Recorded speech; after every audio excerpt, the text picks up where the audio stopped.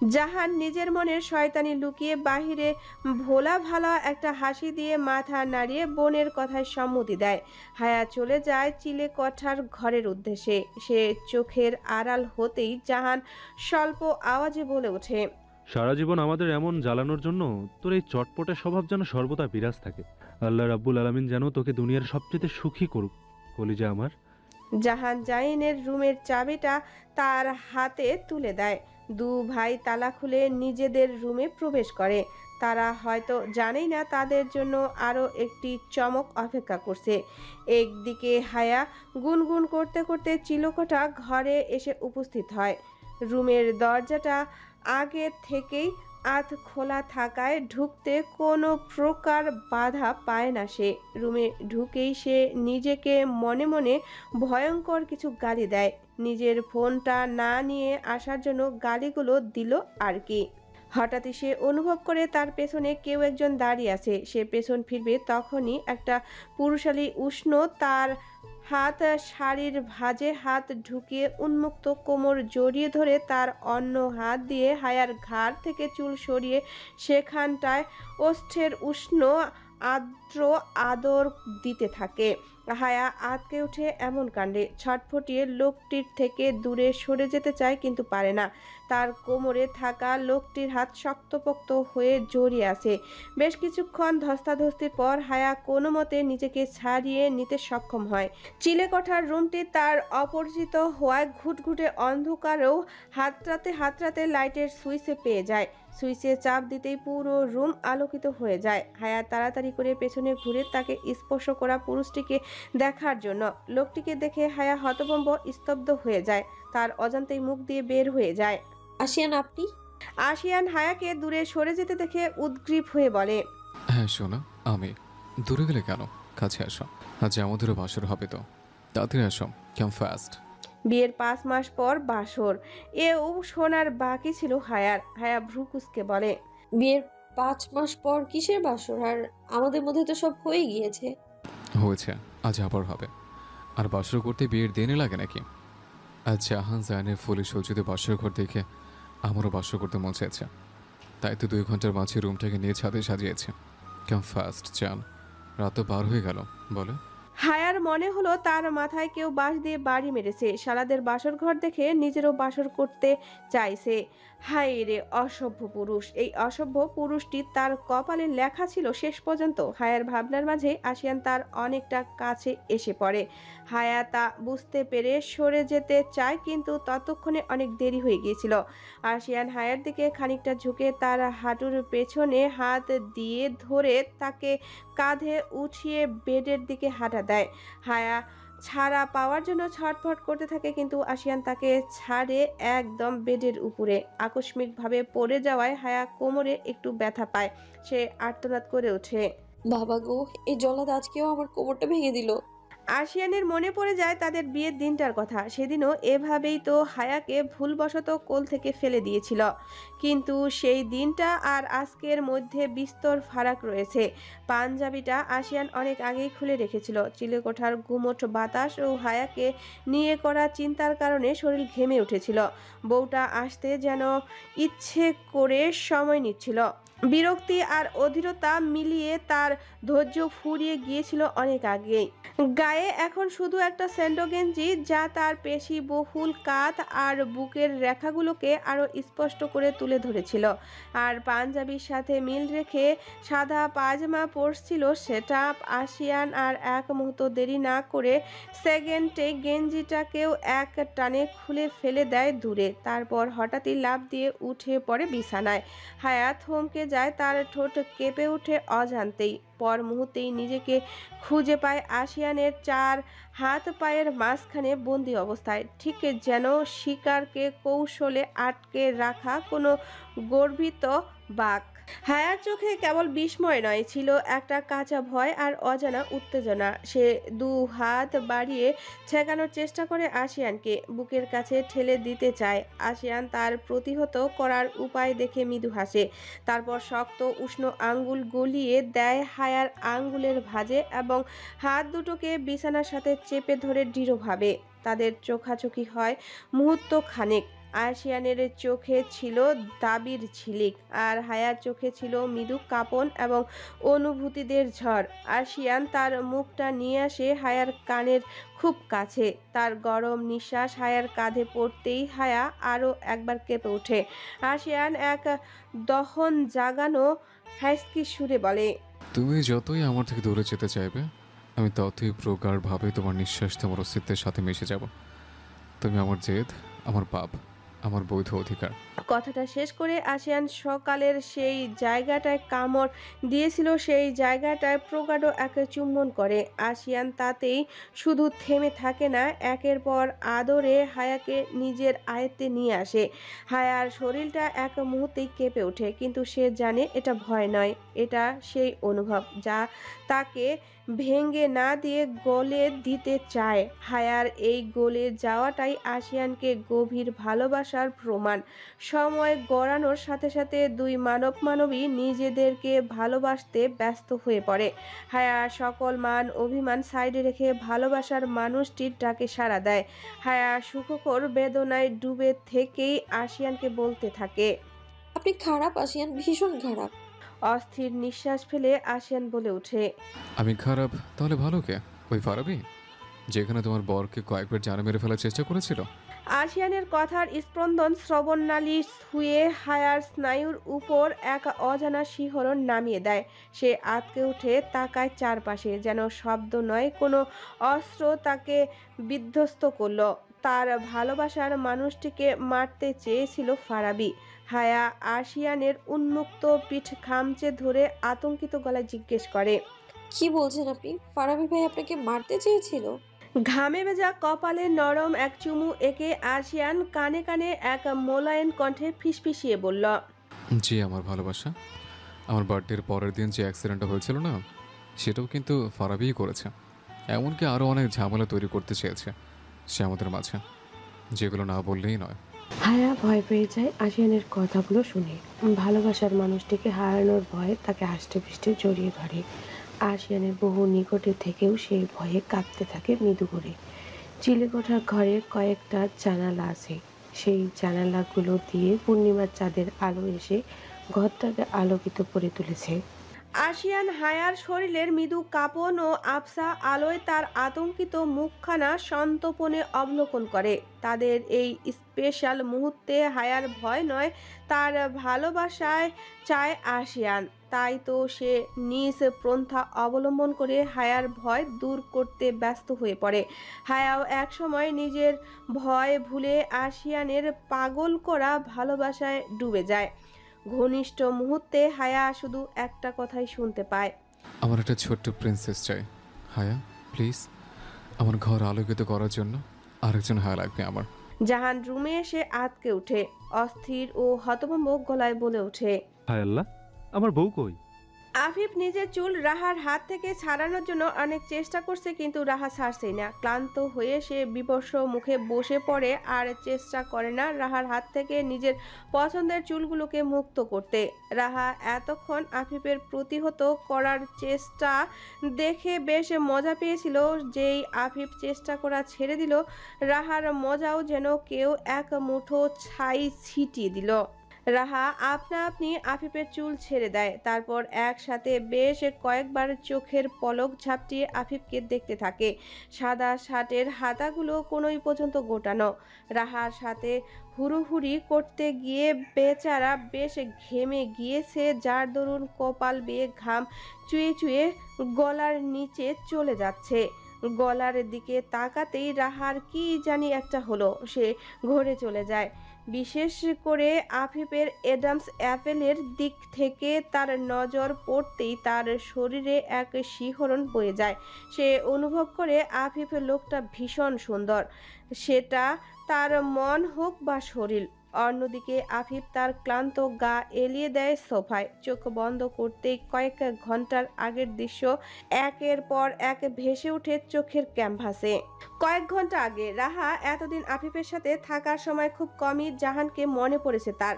রাহা মনে প্রাণে আফিফ ও তার সম্পর্কটাকে একটা সুযোগ দিতে চায়। সে চায় তারও আর 5টা মেয়ের মতো ভালোবাসায় ঘেরা একটা সংসার হোক।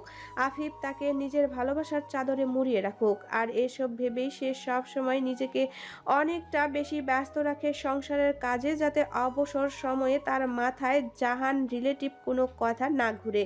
সফলও হয়েছে এমন পরিকল্পনায়, কিন্তু আজ যেন তার এই 1 মাসের পরিশ্রম ভণ্ড হয়ে গেল। আজকের পুরোটা সময় সে জাহান মেহরিমাকে সূক্ষ্ম দৃষ্টিতে খেয়াল করেছে। জাহানের চোখে মেহরিমার প্রতি এক আকাশ সমান ভালোবাসায় তাকে বড্ড আহত করেছে। না চাইতেও তার মন বলে উঠেছে, এত ভালোবাসার মালিক আমি হলাম না কেন। দীর্ঘশ্বাস বের হয়ে এসেছে তার। সে মেহরিমাকেও লক্ষ্য করেছে। সে নিজেও জানে মেহরিমা মেয়েটা অনেক লক্ষ্মী আর শান্ত স্বভাবের, মনটা একদম স্বচ্ছ কাচের মতো। আর তার এই ভালো মানুষের সুযোগ নিয়েছিল সে ও তার বাবা।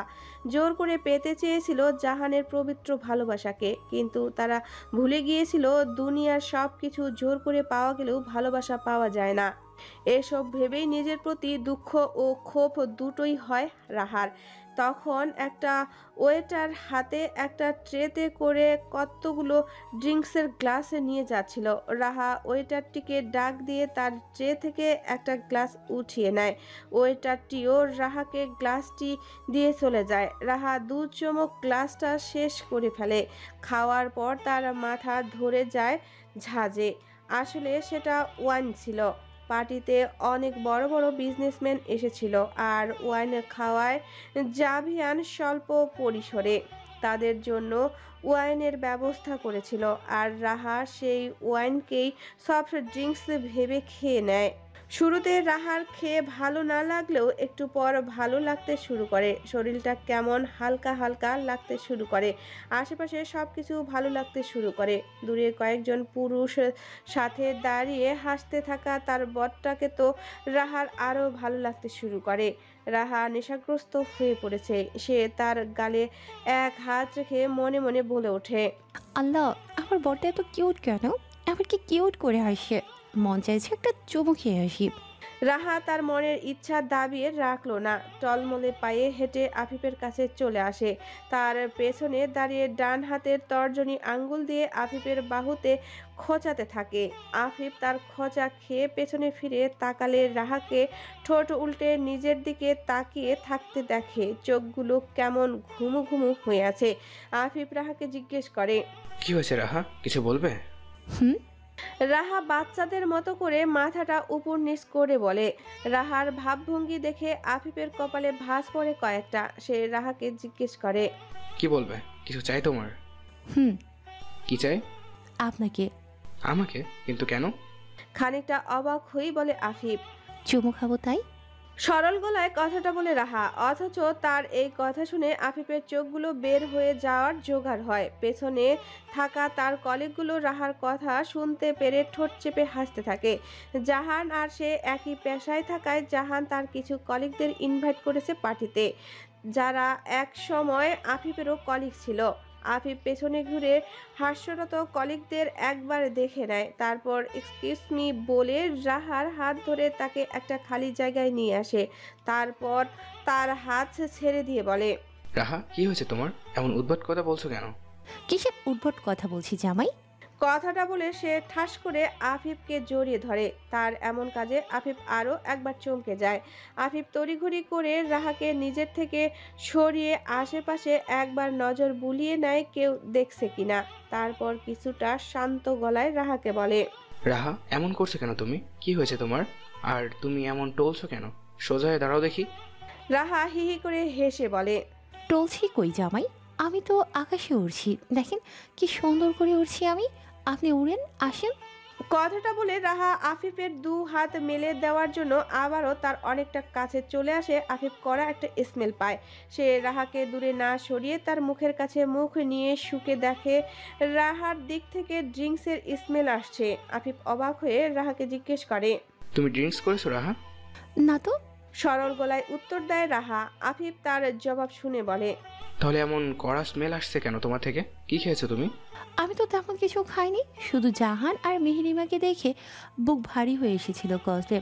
তখন একটা ওয়েটার সামনে দিয়ে যাচ্ছিল, আমি তার থেকে একটা অ্যাপেল জুসের গ্লাস নিয়ে খেয়েছি। নেশাগ্রস্ত গলায় একের পর এক কথা বলে যাচ্ছে রাহা। আফিফ বুঝে যায় রাহা ভুলবশত হয়তো ওয়াইন খেয়ে ফেলেছে। তাকে এখান থেকে এখন না নিয়ে গেলে তার ও রাহার আরও ফেস লস হতে পারে। আফিফ রাহাকে এবার শান্ত ও কোমল গলায় বলে, তুমি এখানে লক্ষ্মী মেয়ের মতো দাঁড়াও, হ্যাঁ? আমি আম্মু আর বাবাকে বলে আসছে, আমরা চলে যাবো এই কথা। কথাটা বলে আফিফ রাহাকে ছেড়ে তার বাবা মায়ের কাছে যেতে নিলে রাহা হুট করে তাকে পেছন থেকে জড়িয়ে ধরে আর বলে, না না, যেতে দেব না। আরে বাবা, 1 মিনিটের ব্যাপার, আমি যাবো আর আসবো। দেখো তোমার শরীর খারাপ করবে পরে আরো। ছাড়ো আমায় রাহা। না, আগে চুমু খাও, তারপর ছাড়বো। আফিফ এবার বিপাকে পড়ে যায়। রাহা জেদ ধরে আছে চুমু না খাওয়া পর্যন্ত ছাড়বে না। অগত্যা আফিফ রাহাকে আরেকটু আধারে নিয়ে গিয়ে তার কপালে চুমু দেয়। রাহা সেটা সন্তুষ্ট হয় না। সে আফিফকে তার গাল দেখিয়ে দেয়। আফিফ দীর্ঘশ্বাস ফেলে রাহার গালে গালে ঠোঁট ছুঁয়ে দেয়। তারপর রাহার বাম গালেও ইঙ্গিত দেয়। আফিফ সেটাতেও দেয়। সব শেষে রাহা তার ঠোঁট দুটো পাউন্ড করে সেখানে এবার আফিফ দেয় এক রাম ধমক। এমন না সে বিরক্ত রাহার কাজে, কিন্তু তার অস্বস্তি হচ্ছে পাবলিক প্লেসে বউয়ের এমন আবদারে। যদি কেউ দেখে ফেলে তাহলে বিশ্রী এক অবস্থা হবে। আফিফ রাহাকে কড়া গলায় বলে, চুপচাপ এখানে দাঁড়িয়ে থাকবে। আমি এসে যদি না পাই তাহলে বাসায় গিয়ে পায়ের গোড়া ভাঙবো তোমার। রাহা ভয় পেয়ে মুখ ফুলিয়ে দাঁড়িয়ে থাকে। আফিফ তার বাবা মাকে বলে বোনের থেকে বিদায় নিয়ে তখনই বেরিয়ে যায়। সারাটা রাস্তা দুজনে একজনও কথা বলে না। বাসায় এসে রাহা তার চেপে রাখা বের হয়ে আসে। সে এতক্ষণ আফিফের চুল টানছিল তাকে তখন ধমক দেওয়ার জন্য। বর্তমান হুট করে নিজের কোমরের উপর কারো অস্তিত্ব টের পেয়ে আফিফ চোখ মেলে চায়। রাহাকে দেখতে পেয়েও সে কিছু না বলে পুনরায় চোখ বন্ধ করে বসে থাকে। মিনিট খানিক পর নিজের অ্যাডামস অ্যাপেলে রাহার কোমল ওষ্ঠের ছোঁয়ায় আফিফ কেঁপে ওঠে। সেই সাথে ভীষণ চমকে গিয়ে শরীর উঠাতে গেলে রাহা আফিফের উপর নিজের সব ভর ছেড়ে দিয়ে আয়েশ করে বরকে আদর করতে থাকে। জাহান পুষ্পে সজ্জিত পুরো কক্ষটায় কয়েকবার চোখ বুলিয়ে নেয়, কিন্তু না, তার বউ কোথাও নেই। ওয়াশরুম চেক করে সেখানেও নেই। সেবার রিসোর্টে গিয়ে মেহেরিমাকে না পেয়ে যেন বিচলিত হয়ে পড়েছিল, তেমনই বিচলিত হয়ে পড়ছে। কিন্তু সেইবারের মতো ভালোভাবে সব জায়গা চেক না করে হুলুস করে না। সে সব শেষে ব্যালকনির দিকে হাঁটা লাগায় দূর দূর বুকে। মনে মনে প্রার্থনা করছে সেখানে যেন মেহেরিমা থাকে। তার প্রার্থনা কবুলও হয়। মেহেরিমাকে জাহান ব্যালকনিতে খুঁজে পায়। মেহেরিমাকে দেখে জাহানের হৃৎস্পন্দন কয়েক সেকেন্ডের জন্য থেমে যায়। সে বেশ কয়েকবার মেহেরিমাকে পা থেকে মাথা পর্যন্ত স্ক্যান করে। মেহেরিমাকে যতই দেখছে ততই তার গলা থেকে বুক পর্যন্ত শুকিয়ে কাঠ হয়ে যাচ্ছে। মেহেরিমা একটা সি গ্রিন কালারের জর্জেট শাড়ি পরেছে আর ব্লাউজ ও স্লিভেস। চাঁদের রূপালী আলো মেহেরিমার বাহুদ্বয়ে পড়ে চকচক করছে। মেহেরিমা আকাশের জলজল করতে থাকা চাঁদ দেখছিল বলে সে তখনও জাহানের উপস্থিতি টের পায়নি। মিনিট খানেক পর জাহান নিজের অনুভূতিগুলোকে কোনো মতে সামালে নিয়ে হালকা করে গলা খাকারি দেয় মেহেরিমার অ্যাটেনশন পাওয়ার জন্য। মেহেরিমা তার গলা খাকারি শুনে কিছুটা চমকে গিয়ে পেছনে ফিরে তাকায়। জাহানকে দেখে মেহেরিমা প্রচণ্ড লজ্জা পেয়ে যায়। সে এমন ড্রেস আপ করতে চায়নি, কিন্তু তার বান্ধবীর রূপী বোনগুলো ধমকে ধামকে তাকে এই শাড়ি পরিয়ে দিয়ে গেছে। সেই সাথে বলে গিয়েছে কিভাবে বরকে হাতের মুঠোয় আনতে হয়। মেহেরিমা চোখ বন্ধ করে লম্বা করে একটা শ্বাস নিজের মধ্যে টেনে নিয়ে সাথে সাথে ওটা আবার বাহিরে ছেড়ে দেয়। তারপর চোখ খুলে মোহনীয় একটা হাসি ফুটিয়ে তুলে নিজের ওষ্ঠে। সেই হাসি দেখে জাহানের আশেপাশে সবকিছু থমকে যায়। মেহেরিমা তার ডান হাত উঠিয়ে এক আঙ্গুল দিয়ে ইশারা করে জাহানকে নিজের কাছে ডাকে। জাহান সম্মোহিনীর মতো হয়ে মেহেরিমার আঙ্গুলের ইশারায় তার দিকে যেতে থাকে। মেহেরিমার থেকে আধা হাত দূরে এসে জাহান থেমে যায়। পরবর্তী কাজগুলো মেহেরিমা নিজেই করে। ব্যালকনিতে থাকা ছোট টি টেবিলের উপর থেকে সাদা গোলাপের বুকেটা উঠিয়ে জাহানের সামনে হাঁটু গেড়ে বসে পড়ে। তারপর মনোহরণ করা গলায় বলে, আমি জানি না মনের অনুভূতিগুলো কিভাবে গুছিয়ে উপস্থাপন করতে হয়। ছোট থেকে তো কাউকে অভিভাবক হিসেবে পাশে পাইনি যে কিনা শিখাবে। আমি আমার মতো করে আমার অনুভূতিগুলো আপনার সামনে পেশ করছি। আপনি একটু কষ্ট করে হলেও বুঝে নিয়েন জাহান। জাহান হাঁ করে মেহেরিমার কথাগুলো শুনছে। প্রতিউত্তর করার মতো কোনো ভাষা পাচ্ছে না সে। মেহেরিমা আবার বলতে শুরু করে, আমার জীবনে সবচেয়ে বড় প্রাপ্তি হলো হায়াকে বন্ধু হিসেবে পাওয়া। কারণ সে যদি আমার মতো এতিমকে নিজের বন্ধু না বানাতো, আমার হয়তো আপনাকে পাওয়া হতো না। এই জন্য আমি চিরকাল ওর কাছে ঋণী থাকবো। প্রথম আপনাকে যেদিন ভার্সিটিতে দেখেছিলাম, সত্যি বলতে আমিও কয়েক মুহূর্তের জন্য থমকে গিয়েছিলাম। একজন ছেলে গেলে একজন মেয়ে অন্য পুরুষের দৃষ্টি পড়ে ফেলতে পারে, আমিও পেয়েছিলাম। কিন্তু তার নিছকই সহানুভূতি ভেবে ইগনোর করেছিলাম। দিনকে দিন আমার প্রতি করা আপনার পাগলামিগুলোকে আমি না চাইতো মন দিয়ে ফেলেছিলাম। মন চাইতো আপনার সাথে আমিও ভালোবাসার পাগলামিতে মেতে উঠি। কিন্তু দিন শেষে একটা কথা ভেবে নিজেকে সামলে রাখতাম যে আমি এতিম। কথাগুলো বলতে বলতে মেহেরিমার গলা ধরে আসে। সে একটা ঢোক গিলে বলে, আমার সাথে আপনার বৈসাদৃশ্য আকাশচুম্বী, যার কারণে বারংবার আপনাকে ফিরিয়ে দিতাম। আপনাকে ফিরিয়ে দিয়েছে আমি ভালো থাকতাম তা কিন্তু না। আমার নীরব আর্তনাদগুলো সাক্ষী আমার বালিশ ও সেজদার জায়গাটা। একসময় সব কিছু ভুলে আপনার ভালোবাসায় এতটাই আসক্ত হয়ে পড়েছিলাম যে ঠিক করেছিলাম আর অপেক্ষা করাবো না আপনাকে। আপনার অধিকার আছে ভালোবাসা পাওয়ার। কিন্তু তখনই রাহাত আঙ্কেলের কথাগুলো আমায় আবারও মনে করিয়ে দিল আমি কে, কি আমার পরিচয় সমাজে। তাই তো বোকার মতো আপনার পবিত্র ভালোবাসাকে পায়ে ঠেলে হারিয়ে গিয়েছিলাম। জানেন জাহান, চট্টগ্রামে যাওয়ার পর আমি প্রতিটা সেজদায় দুটো দোয়া চাইতাম। প্রথমটা হলো আপনি যেন পৃথিবীর সব চাইতে বেশি সুখী মানুষটা হন। দ্বিতীয়টা হলো আমার মৃত্যু। হ্যাঁ, নিজের মৃত্যু চাইতাম আমি, কারণ আমি তখন হাঁপিয়ে উঠেছিলাম ভালোবাসা না পেতে পেতে। তারপর যখন আপনি আবার আমায় খুঁজে বের করলেন আর নিজের অর্ধাঙ্গিনীর স্বীকৃতি দিলে, বিশ্বাস করবেন না, সেদিনের মতো খুশি আমি আর 22 বছরের জীবনে কখনো হইনি। এত কথার শেষ একটাই কথা বলতে চাই, আমিও আপনাকে অনেক ভালোবাসি জাহান। হয়তো আপনার মতো এতটা প্রখর না, কিন্তু কাউকে যতটা ভালোবাসা চাই তার সবটা দিয়ে আপনাকে ভালোবাসি। প্লিজ আর আমার থেকে মুখ ফিরিয়ে রাখবেন না। আমায় আবার আপনার ভালোবাসার চাদরে মুড়িয়ে নিন। আপনার ভালোবাসা ছাড়া নিজেকে প্রাণহীন দেহ বলে মনে হচ্ছে। এর জন্ম দুঃখী অভাগীর একটা ব্যক্তিগত মানুষের বড্ড অভাব, আর আপনি ছাড়া এই অভাব আর কেউ পূরণ করতে পারবেন না।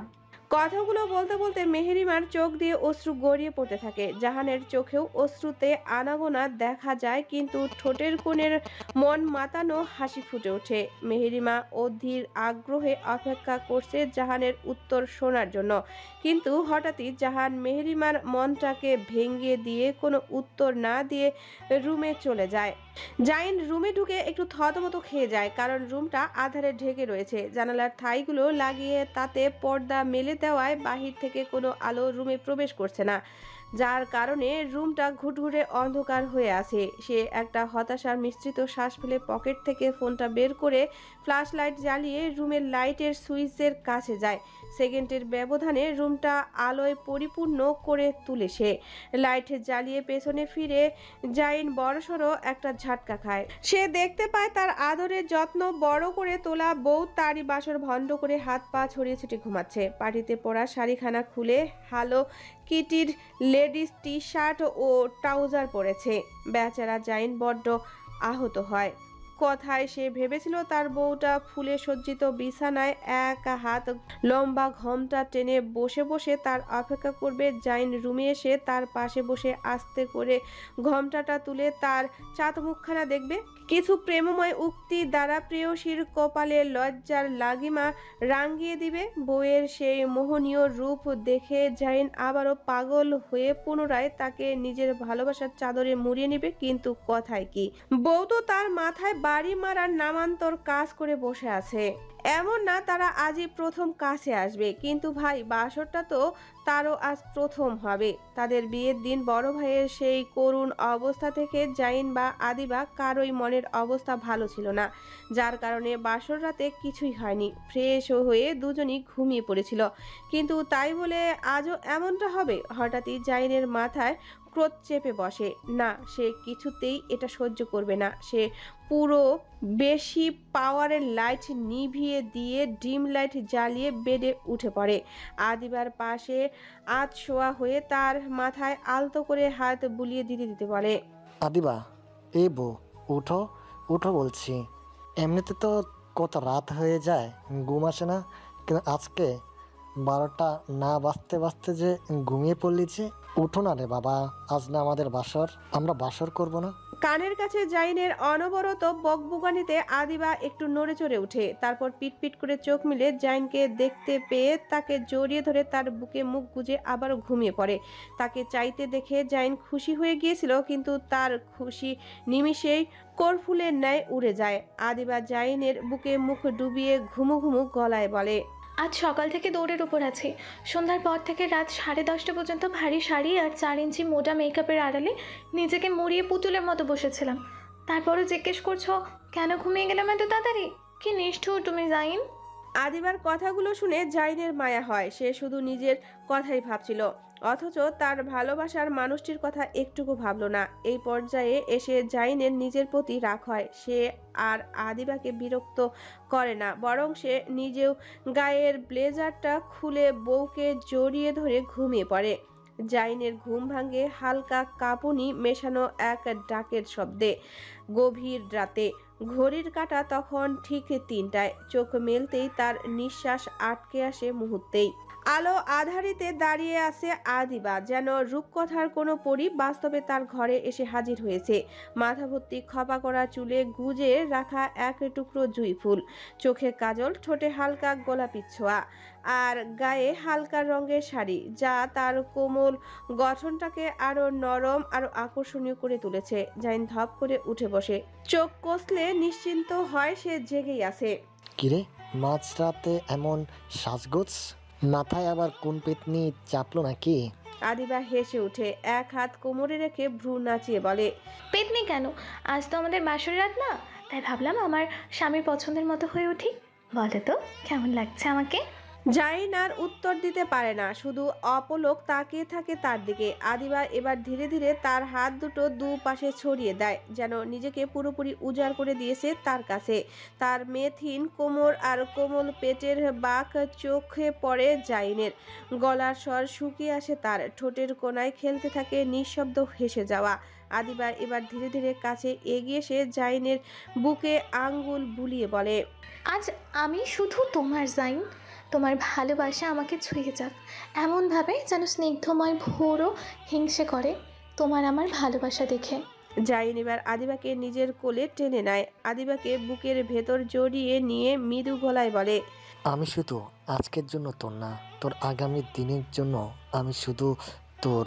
তালুকদাররা হাত ধরলে সে হাত মরার আগ পর্যন্ত ছাড়ে না, বুঝতে পারলা আমার ইনা টিনা মিনার আম্মু? আদিবা জাইনের সম্বন্ধ শুনে একটু হেসে ওঠে, তারপর লজ্জা আর ভালোবাসায় মুখ গুজে দেয় জাইনের বুকে। কিন্তু জাইন বাঁকা এক চাহনি দিয়ে তাকে বিছানায় শুয়ে দিয়ে মৃদু হেসে বলে, তবে শোনো, আজকে আমি তোমায় ভালোবাসার শেষ শাসনে বেঁধে রাখবো। যেটার থেকে পালানো তো দূরের কথা, ভুলে যাওয়া অসম্ভব। প্রস্তুত তো আমার রাজরানী? আদিবার ঠোঁটে কাঁপতে থাকা এক টুকরো হাসি আর চোখে জমে ওঠা আলোয় শুধু ভালোবাসারই প্রতিচ্ছবি ছিল, আর বাকিটা রাত ছিল ভালোবাসার অমিলন কবিতা। রাত দুটোয় রাহাতের পানি তৃষ্ণায় ঘুম ভেঙে যায়। শোয়া থেকে উঠে বসে বেড সাইড টেবিলে রাখা জগ থেকে এক গ্লাস পানি খেয়ে নেয়, তারপর আবারও শুয়ে পড়ে। বাম কাত হয়ে শুতেই তার নজরে পড়ে মুনতাহার ফাঁকা জায়গাটা। দীর্ঘ 25টা বছর একই বিছানায় শুয়ে এসেছে, এখন একা একা শুতে ভালো লাগে না তার আর। মাঝরাতে যখনই তার ঘুম ভাঙে তখনই এই জায়গাটা তাকিয়ে তার ভেতর থেকে দীর্ঘশ্বাস বেরিয়ে আসে। হঠাৎই তার মন ইচ্ছা পোষণ করে স্ত্রীকে এক পলক দেখার। তীব্রভাবে ইচ্ছাটা বুকে ধামাচাপা দিতে চায়, কিন্তু অবাধ্য মন তা মানে না। অবাধ্য মনের প্রবণতায় রাহাত হাঁটা দেয় গেস্টরুমের উদ্দেশ্যে, যেখানে বর্তমান তার অর্ধাঙ্গিনীর বসবাস। রাহাত গেস্টরুমের কাছে গিয়ে দেখে রুমটা দরজা হালকা করে ভিড়ানো। রাহাত রুমে উকি দিলে ড্রিম লাইটের আবছা আলোয় দেখতে পায় মুনতাহার গুটিসুটি হয়ে বিছানায় শুয়ে শুধু ছটফট করছে আর গোঙাচ্ছে। রাহাত তাকে এমন ছটফটানো করতে দেখে দ্রুত পায়ে রুমের ভেতরে প্রবেশ করে তার পাশে গিয়ে বসে পড়ে। মুনতাহার এক গালে হাত রেখে ক্ষীণ গলায় তাকে ডাকতে থাকে। মন, এই মন, কি হয়েছে তোমার? শরীর খারাপ লাগছে?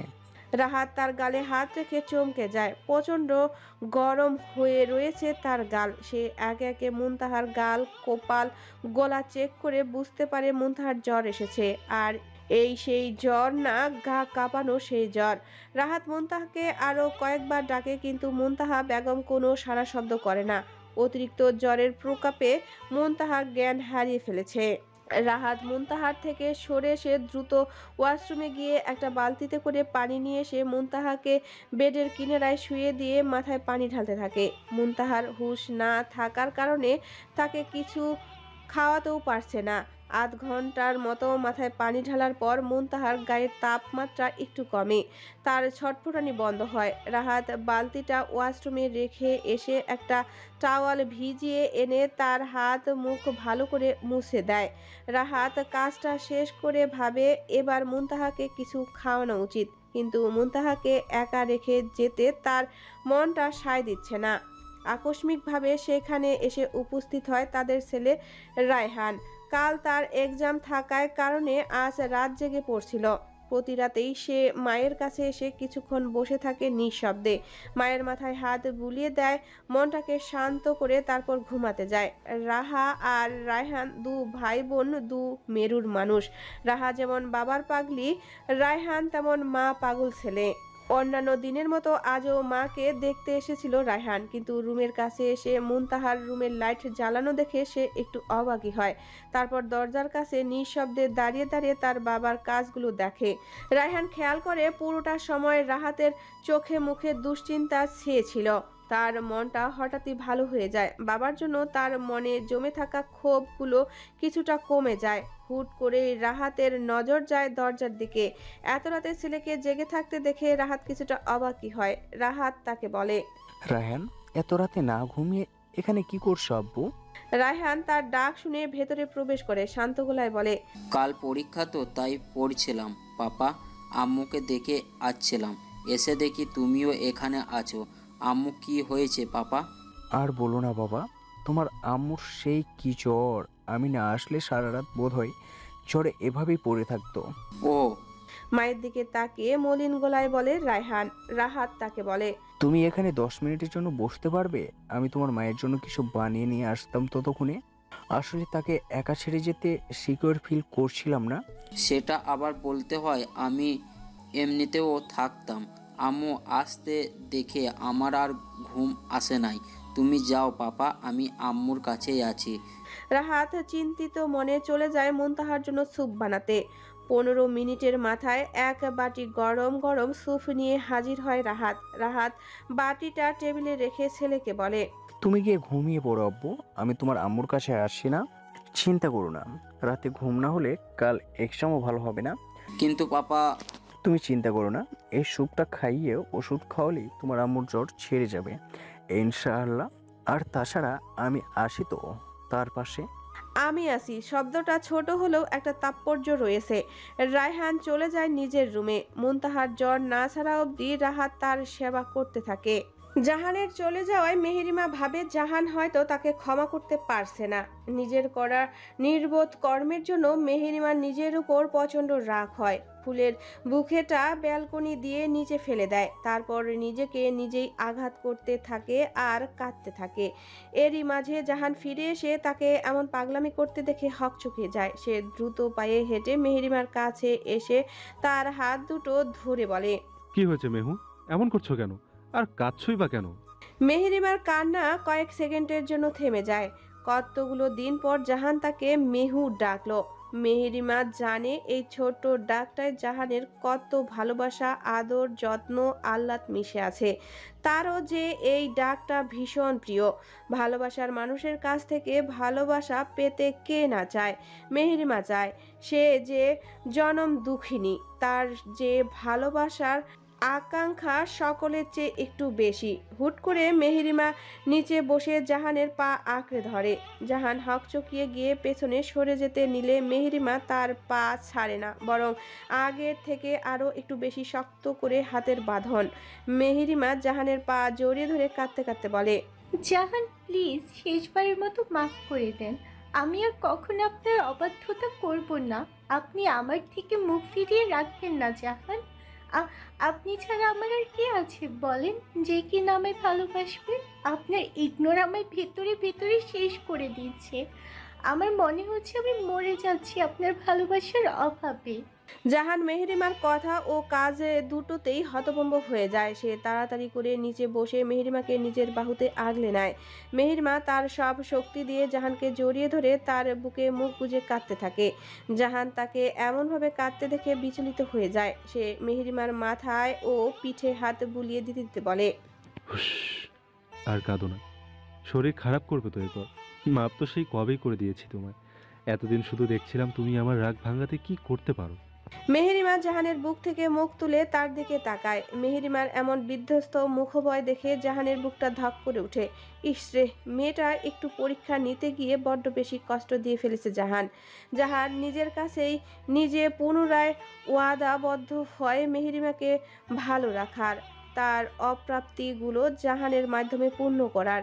মেহেরিমা হেসকি তুলতে তুলতে বলে, তাহলে তো তখন ওভাবে চলে গেলেন কেন, কিছু না বলে? জাহান তার হাত দিয়ে মেহেরিমার চোখের পানি মুছে দেয়, কিন্তু সাথে সাথেই আবার মেহেরিমার চোখ বেয়ে অশ্রু গড়িয়ে পড়তে থাকে। জাহান মেহেরিমার কান্না থামানোর জন্য হুট করে তার চোখ জোড়ায় নিজের ঠোঁটের উষ্ণ স্পর্শ দিতে থাকে। একবার, দুবার, পরপর অনেকবার। এক সময় পর মেহেরিমার কান্না থামিয়ে লজ্জা পেয়ে জাহানের বুকে পুনরায় মুখ গুজে দেয়। জাহান ব্যালকনির ফ্লোরে বাবু হয়ে বসে পড়ে মেহেরিমাকে টেনে তার কোলের উপরে বসায়। তারপর একটা মাঝারি সাইজের বক্স আর ছোট্ট একটা বক্স মেহেরিমাকে দেখিয়ে বলে, এটা আনার জন্য গিয়েছিলাম রে পাগলি। মেহেরিমা বক্সগুলো দেখে বলে, কি আছে বক্সগুলোতে? আপনার ভালোবাসার কনফেশন ও আমাদের ফার্স্ট নাইট উপলক্ষে কিছু গিফটস। মানে হলো আমার কিছু দুষ্টু কলিগস আছে। তারা বলেছিল বিয়ের পর ফার্স্ট নাইটে নাকি বউকে কিছু না দিলে তারা বিড়াল মারতে দেয় না। মানুষ বিড়াল মারে বিয়ের দিন, আর আজ আমাদের বিয়ের 16তম রাত চলছে। যদি আজও বিড়াল মারতে না পারি তাহলে আমার পার্সোনাল ফুটবল টিম বানানোর স্বপ্নই থেকে যাবে। লাস্টের কথাটা জাহান আফসোস করে বলে, কিন্তু তার চোখ মুখে খেলা করছে দুষ্টুমিপনা। মেহেরিমা জাহানের এমন ঠোঁটকাটা কথা শুনে লজ্জায় হাঁসফাঁস করতে থাকে। জাহান বড় বক্সটা খুলে সেখান থেকে একটা লাভস্টেকের পেনড্রাইভ ওলা চেন বের করে মেহেরিমার কাঁধ থেকে চুল সরিয়ে সেটা পরিয়ে দেয়। চেন পরানোর পর কুট্টুস করে একটা চুমু দিতে ভুলে না। মেহেরিমা কেঁপে জাহানের শার্ট খামচে ধরে। জাহান পরপর এক জোড়া কানের দুল আর এক জোড়া চুড়ি পরিয়ে দেয় মেহেরিমাকে। সবগুলোই ডায়মন্ডের তৈরি আর একদম সিম্পল করে বানানো, যাতে সব সময় পরে থাকতে পারে। জাহান অর্নামেন্টসগুলো পরিয়ে নিজের দিকে ফেরায়, তারপর তার এক গালে হাত রেখে বলে, এগুলো সবসময় পরবে বলে একদম সিম্পল করে বানিয়েছি। কখনো খুলবে না এগুলো, ঠিক আছে? মেহেরিমা বাধ্যগত মেয়ের মতো মাথা নাড়িয়ে জাহানের কথায় সম্মতি দেয়। সব শেষে জাহান ছোট বক্সটা থেকে একটা ডায়মন্ডের রিং বের করে মেহেরিমার বাম হাতের অনামিকা আঙ্গুলে পরিয়ে দিয়ে সেখানে ছোট্ট একটা চুমু দেয়। মেহেরিমা সেই হাতটা নিজের গালে রেখে মোলায়েম গলায় বলে, আই লাভ ইউ বউ, লাভ ইউ সো মাচ। তোমার প্রতি আমার ভালোবাসা এতটাই গভীর যে তাই 3টে শব্দে আটকে রাখা যায় না। যদি ভালোবাসা দেখানো যেত, আমি বুকটা চিরে দেখিয়ে দিতাম তোমার জন্য কি পরিমাণ অনুভব জমে আছে সেখানে। আমার কথাগুলো শুনে তোমার গল্প উপন্যাসের থেকে টুকলি করা ডায়লগ মনে হতে পারে, কিন্তু জানো মেহরিমা, আমি বাস্তবেই এমনভাবে তোমায় ভালোবাসি যে নিজেকে তোমার বাইরে চিন্তাই করতে পারি না। বিয়ের আগে আমি প্রায় প্রতিটি রাতই নয়, বেলকনিতে বসে কাটিয়েছি তোমার কথা ভাবতে ভাবতে। ভাবনাগুলো একসময় অভ্যেস হয়ে গিয়েছিল। তোমাকে ভাবা, তোমাকে কল্পনা করা, তোমার মুখখানা মনে করে নিঃশ্বাস ফেলা, সবই এক ধরনের প্রশান্তি দেয় আমায়। এই যে তুমি আজ আমার বাহুতে আবদ্ধ হয়ে আছো, এমন একটা দিনের আমার জীবনের পাওয়ার জন্য আমি কত কত প্রার্থনা করেছি সেসব আর না বলি। আমি তোমার জীবনের সকালের স্নিগ্ধ রোদ্দুর হতে চাই, যে তোমার প্রতিটি দিনকে উজ্জ্বল করে তুলবে।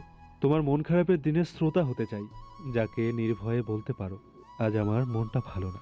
আমি চাই তুমি যখন হাসো তখন সেই হাসির পিছনে আমি থাকি নীরব ছায়ার মতো, অথচ নির্ভরযোগ্য। জাহান হঠাৎ থেমে যায়। মেহেরিমার চোখের জল দেখে সে অস্থির হয়ে পড়ে। সে কিছুক্ষণ আগের মতো করে মেহেরিমার চোখের জল মুছে দেয়। তারপর কণ্ঠে আরো কোমলতা নিয়ে মৃদু স্বরে বলে, তুমি জানো আমার সবচেয়ে বড় ভয় কিসের? মেহেরিমা প্রশ্নবোধক দৃষ্টি নিয়ে জাহানের দিকে তাকিয়ে থাকে। জাহান নিজেই বলে, তোমার চোখের অশ্রু। তোমার চোখ থেকে একটা অশ্রুও যদি ঝরে, আর তার কারণ যদি আমি হই, তাহলে নিজেকে ক্ষমা করতে পারবো না কখনো। মেহেরিমার কপালে দীর্ঘ সময় নিয়ে একটা চুমু দেয় জাহান। তার কপালে নিজের ঠোঁট ঠেকিয়ে রেখেই বলে ওঠে, তুমি শুধু আমার স্ত্রী নও, তুমি আমার শান্তি। এই জীবনে আমি যতদিন বাঁচি, প্রতিটা দিন শুধু তোমাকে ভালোবেসে যেতে চাই। আর একদিন যদি তুমি আমার থেকে দূরে সরে যাও, তবে আমায় আর খুঁজে পাবো না। শেষের কথাটা শুনে মেহেরিমার বুক কেঁপে ওঠে। সে নিজের হাত দিয়ে জাহানের মুখ চেপে ধরে। সে ধীরে ধীরে জাহানের গাল ছুঁয়ে বলে, আপনি জানেন আমি কখনো ভাবিনি কেউ আমাকে এমনভাবে ভালোবাসবে। জীবনের এতগুলো বছর ভালোবাসাহীন, অবহেলা, অনাদরে বড় হওয়া, ভালোবাসার শব্দটা থেকে বিশ্বাস উঠে গিয়েছিল, কিন্তু আমার সেই বিশ্বাস আবারও ফিরিয়ে আনলেন আপনি।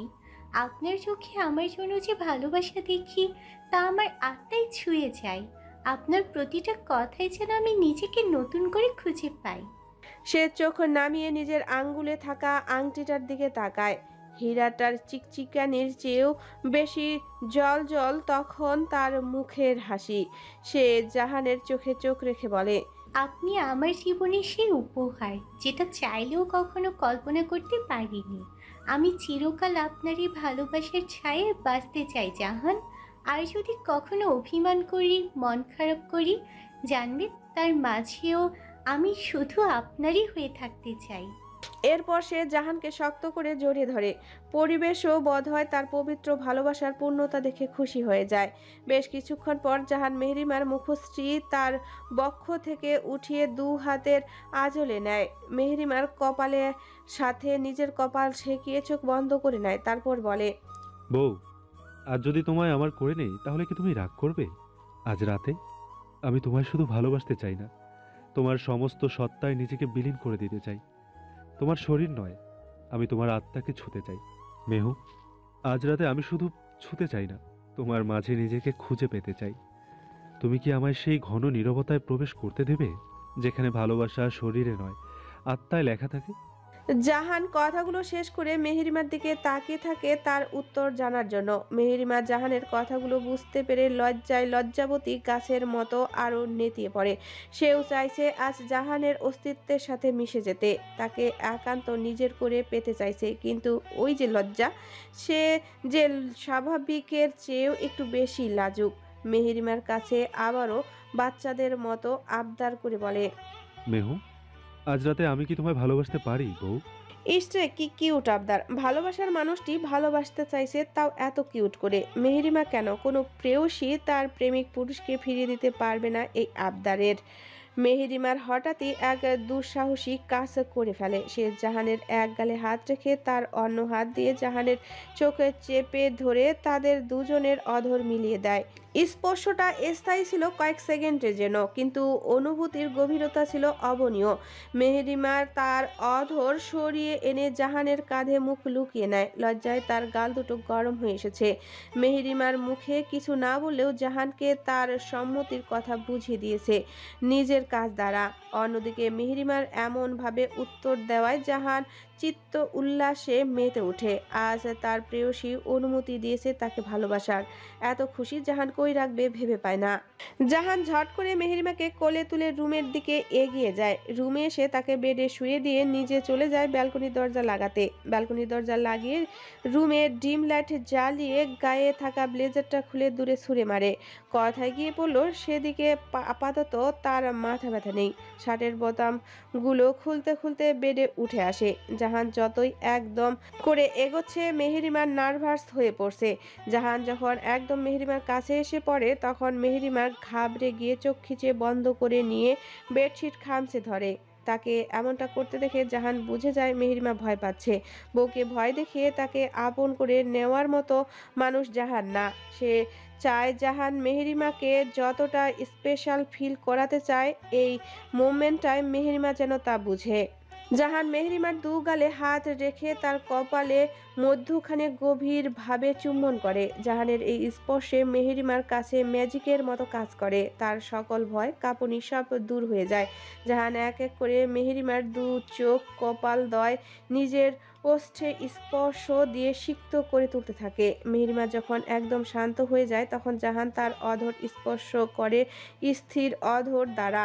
মেহেরিমা তার এক হাত দ্বারা জাহানের পিঠে আর অন্য হাত দ্বারা তার কাঁধের কাছের চুল খামচে ধরে তাকে আরো নিজের কাছে টেনে আনে। সময় তার আপন নিয়মেই বইতে থাকে। সেই সাথে জাহান আর মেহেরিমার ভালোবাসা আরো গভীর হতে থাকে। দুই ভালোবাসার মানুষ তাদের ভালোবাসাকে পেয়ে সময়ের জ্ঞান হারিয়ে ফেলে। সময় যতই পার হতে থাকে তালুকদার বাড়ির দোতলায় এই বদ্ধ রুমের সুখের আর্তনাদগুলো ততই প্রখর হতে থাকে। দূরের মসজিদ থেকে আজানের পবিত্র বাণী ভেসে আসছে। আশিয়ানের ঘুমটা তখনই ভাঙে। ভোর হয়ে এসেছে দেখে সে ভাবে এখন তাদের রুমে ফেরা উচিত। যেই ভাবা সেই কাজ। সে তার বুকের উপর বিড়াল ছানার মতো ঘাপটি মেরে শুয়ে থাকা বউয়ের চুলে হাত বুলিয়ে দিতে দিতে তাকে ডাকতে থাকে। হায়া, ও বউ, ওঠো, রুমে যেতে হবে তো, সকাল হয়ে এসছে। আশিয়ান কোনো তাড়াহুড়া ছাড়া আস্তে ধীরে হায়াকে ডেকে তুলে। মূলত সে ভয় পাচ্ছে হায়াকে ডাকতে, কারণ আজ সারা রাত না সে ঘুমিয়েছে আর নাই বা মেয়েটাকে ঘুমাতে দিয়েছে। আধা ঘন্টা হবে হয়তো তারা চোখ বন্ধ করেছে, আর এরই মাঝে আজান দিয়ে দিয়েছে। এখন হায়া উঠে তার মাথায় বাঁশ দিয়ে বাড়ি মারতে চায়, তাহলে আশিয়ান বেশি একটা অবাক হবে না। হায়া একটু গাইগেই করতে করতে শোয়া থেকে উঠে বসে। গলা পর্যন্ত কাঁথা জড়িয়ে এক হাত দিয়ে চুল খামচে ধরে বসে থাকে কিছুক্ষণের জন্য। দুদিন ধরে এত ঝড়ঝাপটা করার পর আজ আবার অশান্ত আশিয়ানকে সামলে সে প্রচণ্ড ক্লান্ত। মাথা ভো ভো করে ঘুরছে তার। আশিয়ানের একটু খারাপই লাগে মেয়েটার বেহাল দশা দেখে। আজ সে একটু বেশি বেহাপনা হয়ে গিয়েছিল। আশিয়ান নিজেই তার গায়ে কোনো মতে শাড়ি পেঁচিয়ে দিয়ে কোলে তুলে নেয়, তারপর হাঁটা লাগায় রুমের উদ্দেশ্যে। হায়া কোনো বাধা দেয় না বা রাগ দেখায় না। মূলত সে এসব দেখানোর মতো পরিস্থিতিতে নেই।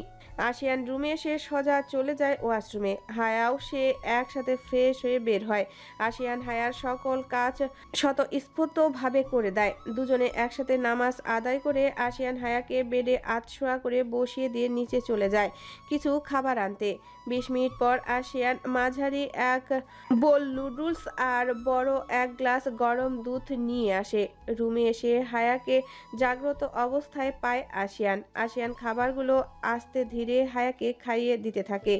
এই পুরোটা সময় হায়া একটা শব্দ উচ্চারণ করেনি। আশিয়ান তাকে এত চুপচাপ দেখে ভেতরে ভেতরে বেশ অস্থির হয়ে পড়ে, কিন্তু বাইরে শান্ত থাকে। আশিয়ানের মনের অস্থিরতা তাও খানিক সময়ের মধ্যে গায়েব হয়ে যায় যখন কিনা হায়া বলে, আপনিও খান। আপনার মুখে শুধু ঠুসছেন কেন আমার মুখে? হায়ার গলা কাট কাট শোনালেও তার আড়ালে যে ভালোবাসা যত্ন লুকিয়ে আছে সেটা আশিয়ানের থেকে ভালো আর কেই বা বুঝতে পারবে।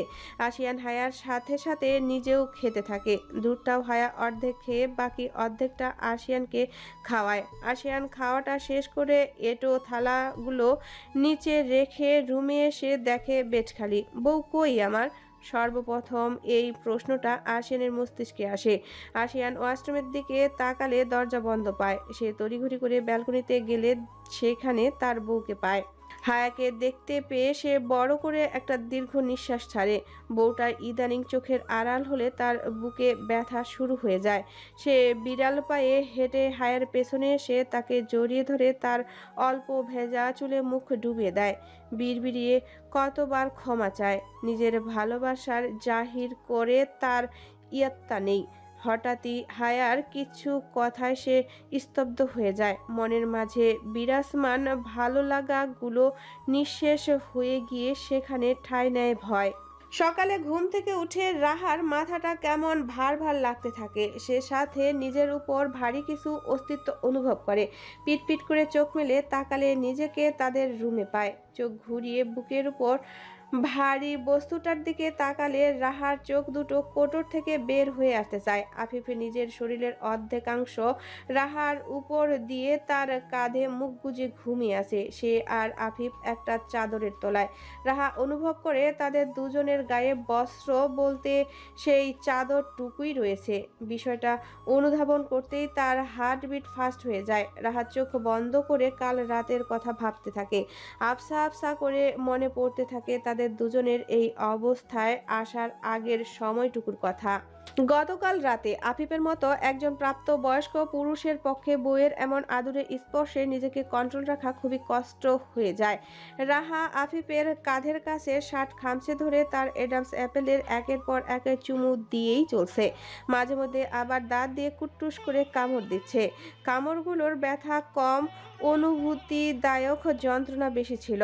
আফিফ বহু কষ্টে রাহাকে নিজের ছাড়ায়। রাহার হাত দুটো নিজের এক হাতের মুঠোয় নেয় আর অন্য হাত দ্বারা তার থুতনি ধরে রেখেছে। রাহা কেমন উন্মাদের মতো করছে। রাহা বলে, এই শয়তান ছেলে, থামালি কেন আমায়? আমি চুমু খাচ্ছিলাম না ওই ফোলা ফোলা জায়গায়? ছাড় আমায়, আমি আরো চুমু খাবো। রাহার কথা শুনে আফিফের চোখগুলো রসগোল্লার মতো বড় বড় হয়ে যায়। একে তো রাহা তাকে তুই করে বলছে, দুইয়ে আবার চুমু খাওয়ার জন্য পাগলামি করছে। আফিফ পারে না হাত পা ছড়িয়ে ছিটিয়ে দিয়ে কাঁদতে। সে কাঁদো কাঁদো গলায় বলে, রাহা এমন করছে কেন সোনা?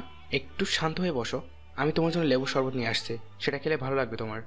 রাহা জেদ দেখিয়ে বলে, আমি কোনো শরবত টরবত খাবো না, আমি তোকে খাবো। আমাকে খাবে মানে? হতভম্ব হয়ে জিজ্ঞেস করে আফিফ। হ্যাঁ, আমি তোর গলার ওই উঁচু জায়গায় চুমু খাবো। ছাড় বলছি আমার হাত, না হলে কামড় দিলাম কিন্তু। রাহা কথাটা বলার সাথে সাথে একটা কামড় দিয়েই দেয়। আফিফ ব্যথায় রাহার হাত ছেড়ে দেয়। রাহা যেই না আফিফের গলার কাছে নিজের মুখ আনতে যাবে, আফিফ তখনই রাহাকে কোলে নিয়ে সোফা থেকে উঠে দাঁড়ায়। তারপর বড় বড় পা ফেলে রাহাকে বেডে রেখে দৌড়ে রুম থেকে বের হয়ে যায়। রাহা তার পেছন পেছন আসতে নিলে আফিফ দরজা বাহির থেকে লক করে নিচে চলে যায় রাহার জন্য লেবুর শরবত নিয়ে আসতে। আসলে রাহা পূর্বে কখনো ওয়াইন খায়নি। সে বাবার বিগড়ে যাওয়া সন্তান হলেও তার বাবা তাকে কিছু সীমানা বেঁধে দিয়েছিল। যেহেতু সে বাবা পাগল মেয়ে, তাই বাবার বেঁধে দেওয়া সীমানাগুলো বাহিরে যায়নি। তাই আজ প্রথমবার তার পেটে লাল পানি প্রবেশ করে তাকে এতটা এলোমেলো করে দিয়েছে। আফিফ লেবুর শরবত নিয়ে ফিরে আসে 15 মিনিট পরে। লেবু খুঁজে পাচ্ছিল না। মেঠ জানায় লেবু নাকি শেষ হয়ে গিয়েছিল। অগত্যা এই রাতে তার মায়ের বাগান ক্ষেত থেকে লেবু এনে তারপর শরবত বানাতে হয়েছে। কিন্তু বেচারা এখন বউয়ের ভয়ে রুমে ঢোকার সাহস পাচ্ছে না। নেশাগ্রস্ত হয়ে কেমন পাগলামিটা না করছে রাহা। ভয় লাগছে আফিফের। তাও দোয়া দরুদ পড়ে বুকে ফু দিয়ে আল্লাহর নাম নিতে নিতে রুমে প্রবেশ করে। কিন্তু রুমে ঢুকে বেড খালি পায়। হঠাৎই পেছন থেকে দরজা বন্ধ করার শব্দ শোনা যায়। আফিফ যেই না পেছনে ঘুরবে তার আগেই রাহা বাদরের মতো লাফ মেরে তার কাঁধে ধরে ঝুলে যায়। ঘটনার আকস্মিকতায় আফিফের হাত থেকে জুসের গ্লাসটা ফ্লোরে পড়ে গিয়ে ভেঙে যায়। রাহা আফিফের কাঁধ ধরে ঝুলতে ঝুলতে বলে, হাউ মাউ খাও, আমি ভূত, এখন তোর ঘাটটা মটকাবো জামাই। কথাটা বলার সাথে সাথে রাহা আফিফের কাঁধে কামড়ে ধরে। ব্যথায় আফিফের লোম খাড়া হয়ে যায়। আফিফ সেই অবস্থাতেই কোনো মতে বিছানার কাছে এসে রাহাকে ঝাটকা দিয়ে বিছানায় ফেলে দিয়ে দৌড়ে ড্রেসিং টেবিলের কাছে চলে যায়। সেখানে গিয়ে আয়নার সাহায্যে কাঁধের দিকে তাকালে অবাক হয়ে যায়। রাহা যেই জায়গাটায় কামড়ে দিয়েছে সেখান থেকে রক্ত না বের হলেও লাল হয়ে ফুলে গিয়েছে, আর কয়েক সেকেন্ড গেলেই হয়তো রক্ত বের হয়ে আসতো জায়গাটা দিয়ে। আফিফের আস্তে আস্তে মেজাজ খারাপ হতে থাকে। সে পেছন ঘুরে রাহাকে বকা দেওয়ার জন্য, কিন্তু রাহাকে দেখে তার মাথা আবারও চক্কর দিয়ে ওঠে। রাহা আফিফের একটা শার্ট পরে রয়েছে আর ট্রাউজারটাও বোধ হয় আফিফের, কারণ সেটা রাহার পায়ের তলায় চলে গিয়েছে। আফিফ অবাক হয়ে জিজ্ঞেস করে, এসব চেঞ্জ করলে কখন আর কেন? যখন আপনি আমায় ধোকা দিয়ে নিচে চলে গিয়েছিলেন, জানেন আমার মাথা না কেমন কেমন করছে, তাই বমি করেছি।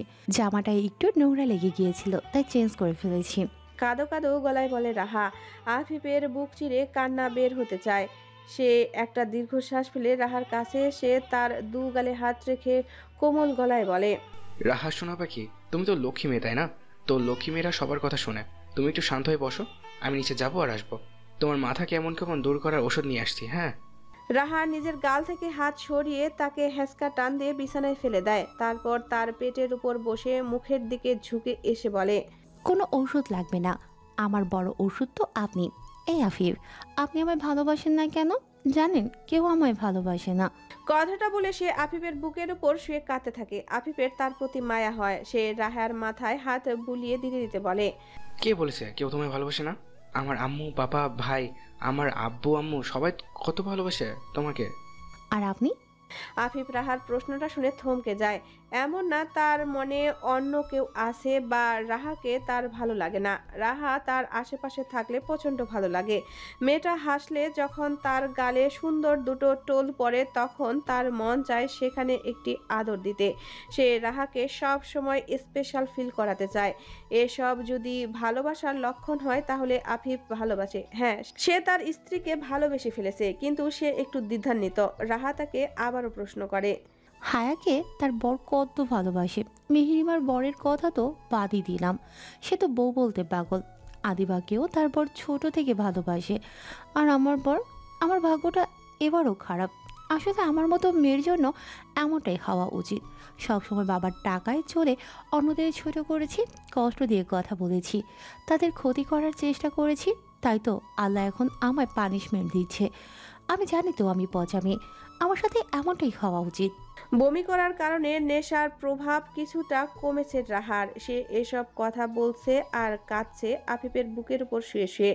আফিফ তার মাথায় হাত বুলিয়ে দিয়ে শান্ত করতে করতে বলে, কি বলেছে রাহা পচা? আমার দেখা লক্ষ্মী মেয়েদের মধ্যে রাহা একজন। কাঁদে না শোনা পাখি। লক্ষ্মী মেয়েদের তো শহরে ভালোবাসে, তাদের বড়রাও। তাহলে আপনি কি আমায় ভালোবাসেন আফিফ? আফিফ নিজের মনের দ্বিধা থাকায় কিছু বলে না, চুপ করে থাকে। রাহার হুট করে কি হলো? সে আফিফের পরিশেষের শার্টের বোতাম খুলতে থাকে। আফিফ থতমত খেয়ে তাকে থামাতে নেয়, কিন্তু রাহা নিজের কাজ করে চলছে। আফিফ অস্থির হয়ে বলে, এমন করছো কেন রাহা? প্লিজ এমনটা করো না। তুমি এখন নেশাগ্রস্ত। যখন তোমার নেশা কেটে যাবে তখন তোমার এসব কিছুই মনে থাকবে না, আমায় দোষারোপ করবে। প্লিজ শান্ত হও একটু। কে বলেছে আমি নেশাগ্রস্ত? I am fit and fine ডাক্তার সাহেব। আর আপনাকে দোষারোপ করার কি আছে? আমরা স্বামী স্ত্রী, এগুলো আমাদের মধ্যে কমন ব্যাপার। আপনি শান্ত হন আর আমার আদর নেন, পারলে নিজেও করতে পারেন, আমি কিছু মনে করব না। কথাগুলো বলতে বলতে সে আফিফের শার্টের সবগুলো বোতাম খুলে ফেলে। তারপর সেখানটায় নিজের নরম অধরের উষ্ণ স্পর্শ দিতে থাকে। আফিফ তাকে থামানোর চেষ্টা করছে, কিন্তু রাহা নিজের সিদ্ধান্তে অটল। সে আজ স্বামীর ভালোবাসা নিয়েই ছাড়বে। শত হোক আফিফ একজন প্রাপ্তবয়স্ক পুরুষ। কোনো নারী যদি নিজ থেকে কাছে যাওয়ার আহ্বান করে আর সেই নারীটি যদি হয় হালাল, তাহলে কোনো পুরুষ কি তার আহ্বানে সাড়া না দিয়ে পারে? মানবরা ছাড়া হয়তো পারে না, কিন্তু আফিফ তো মহামানব নয়, সে তো সাধারণ একজন। আফিফ শক্তি খাটিয়ে রাহাকে উল্টে বেডে ফেলে দেয়। রাহা তখনও তার গলা জড়িয়ে ধরে আছে। আফিফ একটা শুকনো ঢোক গিলে বলে, ভালোবাসা ছাড়া সম্পর্কে কোনো নিশ্চয়তা নেই রাহা। শারীরিক আকর্ষণ কখনো একটা সম্পর্ক টিকিয়ে রাখতে পারে না। তুমি আরেকবার ভেবে দেখো প্লিজ। আমার প্রতি যে আপনার বিশেষ একটা ফিলিংস আছে সেটা আমি বহু আগেই বুঝে গিয়েছি ডাক্তার। আপনি সেটা প্রকাশ করতে না চাইলেও আপনার চোখ আমায় তা জানিয়ে দিয়েছে। আর আমি যে আপনার প্রতি কিছু ফিল করি না এমনটা না। পাপার পর আপনার কাছে আমি নিজেকে নিরাপদ মনে করি। আপনি একটু দেরি করে আসলে আমার বুকটা কেমন ধরফর করতে থাকে। আপনি ঠিক আছেন তো? এই প্রশ্নটা বুকের ভেতর ঝড় তুলে দেয়। আপনাকে সুস্থ সবল না দেখা অবধি সেই ঝড় থামে না। এসব কিসের লক্ষণ ডাক্তার? আমার মন তো বলে এসব প্রেমে পড়ার লক্ষণ, কিন্তু মস্তিষ্ক বলে এত তাড়াতাড়ি কি করে আবার প্রেমে পড়লাম আমি? মন ও মস্তিষ্কের এই আলাদা আলাদা উত্তরে আমি অতিষ্ঠ। আমাদের সম্পর্ক অন্যদের মতো ভালোবাসা দিয়ে না শুরু হোক। আপনি না হয় আমায় ভালোবাসা শিখিয়ে দিন। আমি সব বুঝে শুনি আজকে এই পদক্ষেপটা নিচ্ছি। আপনি প্লিজ আমায় ফিরিয়ে দেবেন না? কথাগুলো বলতে বলতে রাহারের চোখের কান্নিশ দিয়ে অশ্রু গড়িয়ে পড়তে থাকে। আফিফ এতক্ষণ এক ধ্যানে স্ত্রীর দিকে তাকিয়েছিল। রাহার কথা শেষ হতেই আফিফ রাহার চোখের পানি মুছে দিয়ে তার কপালে এক দীর্ঘ চুম্বন করে। আফিফের কলার থাকা রাহার হাতের বন্ধন আরও মজবুত হয়। রাহা আফিফের দ্বিধা বুঝতে পেরে নিজেই সর্বপ্রথম তাদের দুজনের অধর এক করে দেয়। আফিফ মনে মনে কিছুটা সংশয় নিয়ে স্ত্রীকে ভালোবাসার চাদরে মুড়িয়ে নেয়। সময় গড়াতে থাকে, সাথে সাথে আফিফের সেই সংশয় মন থেকে দূর হয়ে যেতে থাকে। আগামীকাল কি হবে সেটা ভেবে আজকের সুন্দর মুহূর্তটা সে নষ্ট করতে চায় না। রাহার সাথে একবার যখন তার বিয়ে হয়ে গিয়েছে, এ জীবনে সে আর রাহাকে ছাড়ছে না। আফিফ তার কানের কাছে মুখ নিয়ে এসে বলে, এই এক জীবনে তোমার আফিফ মাহমুদের কাছ থেকে মুক্তি নেই সোনা পাখি। বর্তমান গতকাল রাতের সব কথাই রাহার আস্তে আস্তে মনে পড়ছে। রাহা তৃপ্তিদায়ক একটা শ্বাস ফেলে, একটা হাত উঠিয়ে আফিফের চুলের ভাঁজে গুজে দিয়ে আলতো হাতে টানতে থাকে। আফিফের বোধহয় বিষয়টা ভালো লাগে, যার কারণে সে একটু ঘুমিয়ে ওঠে। রাহা আস্তে করে তার মাথা উঠিয়ে আফিফের এলোমেলো চুলের উপর চুম্বন করে, বিড়বিড়িয়ে বলে, আমি স্বেচ্ছায় আপনার বন্ধিনী হলাম ডাক্তার সাহেব।